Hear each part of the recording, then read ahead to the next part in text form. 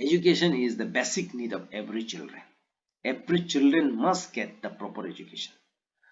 अगर education systems अगर हम लोग ठीक नहीं करेगा बच्चा का, तो हम लोग का फ्यूचर डार्क है। हम लोग जो कर रहा है फ्यूचर के लिए कर रहा है।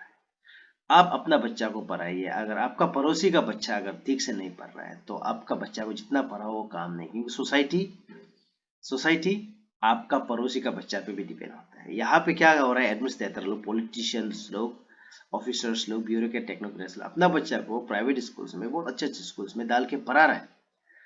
लेकिन ये जो गवर्नमेंट स्कूल्स है यहाँ पे क्या हो रहा है, गरीब लोग का बच्चा पढ़ रहा है, जो 70% ऑफ स्टेट पॉपुलेशन, जो every village, every corner, every interior district deprive हो रहा है।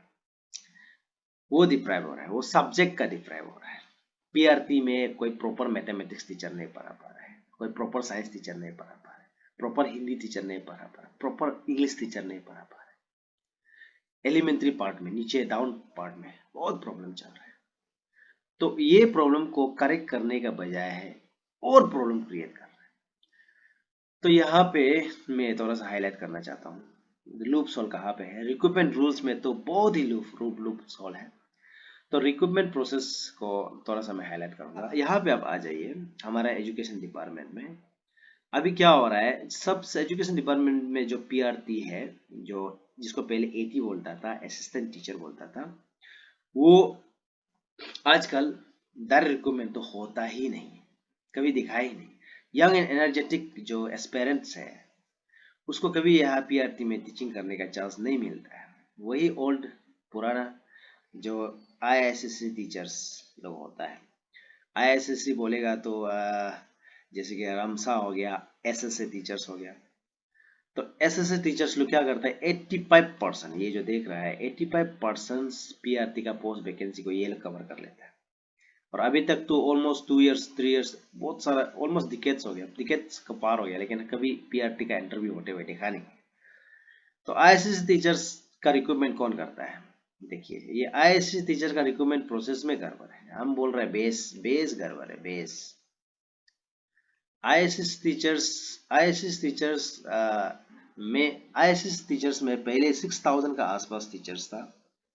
बहुत सारा आईएसएस टीचर्स को रेगुलराइज कर दिया, 1400 और 300 का आसपास एसएससी टीचर को रेगुलराइज कर दिया। और उसके बाद बहुत सारा एसएससी टीचर्स अलग नौकरी लेके कॉन्ट्रेक्चुअल जॉब को छोड़ के अपना कुछ अलग नौकरी में, बिजनेस में उसको जॉब सरेंडर करके चलाए। दैट मीन्स आईएसएस टीचर्स का नंबर 6000 से ऑलमोस्ट 6000 का आसपास से ये थोड़ा डिक्रीज होना चाहिए था, लेकिन डिक्रीज नहीं होता है। फिर still it is in 7000, more than 7000 still.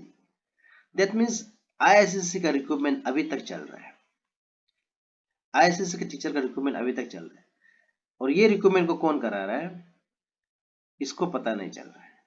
डीडीएससी करा रहा है क्या, जिला करा रहा है क्या, ग्राम एमएलए लोग करा रहा है क्या ना, कौन सा डिपार्टमेंट लोग कराता है इसको, डिस्ट्रिक्ट वाइज करता है ना, स्टेट करता है ना, क्या कर रहा है। देखिए क्यों इसको हम लोग नजरअंदाज नहीं कर सकते हैं, क्योंकि यहाँ का टीचर्स पीआरटी में 85% जाता है, ऑलमोस्ट 100% जाता है मान लीजिए। इसको चेक एंड बैलेंस करो, यहाँ का रिक्रूटमेंट को चेक एंड बैलेंस कीजिए। ओके, तो यहाँ का रिक्रूटमेंट को चेक एंड बैलेंस कीजिए। इसका आईएसएस टीचर्स का रिक्रूटमेंट जो पीछे से जा रहे हैं इसको आप थोड़ा स्ट्रीमलाइनिंग कीजिए, इसको आप सब्जेक्ट वाइज कीजिए। इसमें आप साइंस मैथ्स टीचर्स प्रॉपरली जो लैंग्वेज बेसिस पे चेक करके इंट्रोड्यूस कीजिए। अभी देखो इसका कारण से क्या होता है, पीआरटी टीचर्स में almost all teachers are actually humanity backgrounds, science backgrounds का तो है नहीं। इसीलिए टेक्निकल पीआरटी में 1 से लेके 8 तक, 1 से लेके जो 5 तक का कोर्स होता है उसमें सोशल स्टडी, हिस्ट्री, ज्योग्राफी तो होता नहीं है। उसमें क्या होता है, environmental study, mathematics, English, Hindi. Okay, तो मैथमेटिकल स्किल बहुत जरूरी है। साइंस, इन्वायरमेंटल स्टडी में क्या है, साइंस होता है, ऑलमोस्ट साइंस, नेचर का बाद में पढ़ता है। तो उसमें भी क्या होता है, नेचुरल साइंस बोलता है, उसमें भी क्या होता है, scientific temp, scientific knowledge, science knowledge होना जरूरी है। लेकिन यहाँ पे ह्यूमैनिटी टीचर्स लोग एंट्री है। इसीलिए आप कह सकता है कि हमारा एलिमेंट्री में साइंस एजुकेशन इज नील। और उसका प्रॉब्लम इम्पैक्ट कहाँ होता है, टीजीटी पे होता है।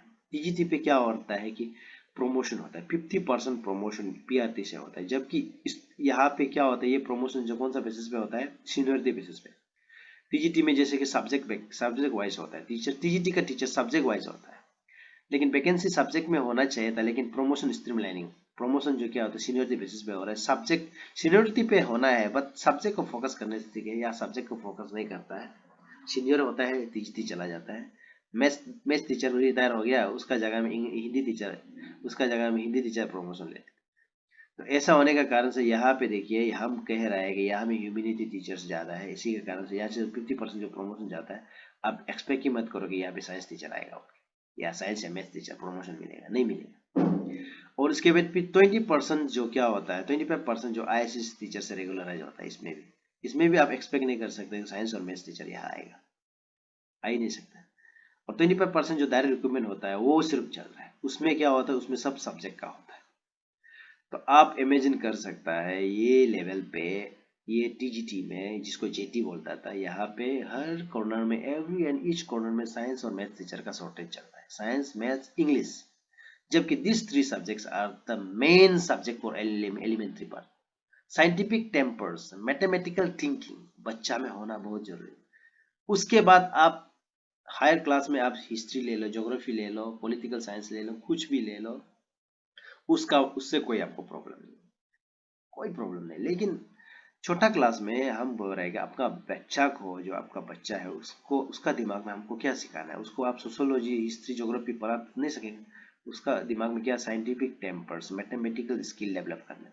उसके बाद में बड़ा में वो खुद से पढ़ लेगा, जो पढ़ना है, जो पढ़ना है पढ़ लेगा, जो अपना मर्जी।